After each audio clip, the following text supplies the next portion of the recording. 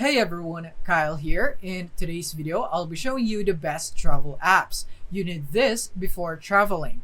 So if you're anything like me, this year is going to be another year of adventure. And if you're not planning your trips yet, you'll definitely want to check out some travel planning apps. So number one is HipHerd. Looking for inspiration but not ready to dive into full-on planning? HipHerd is your go-to app. It can help you collect ideas while browsing for destinations, travel tips, and attractions online. You can organize everything into boards, categorize details, and even share them with your friends. Once your itinerary is ready, HipHerd displays it on a map, giving you a clear picture of your trip. The next one is Pilot.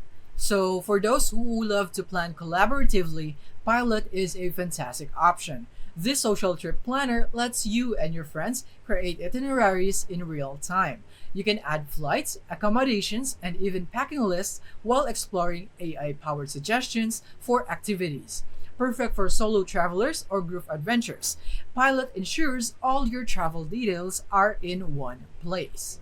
And now the last one is TripIt. So if you are all about authentic experiences, TripIt connects you with local experts to curate a personalized itinerary.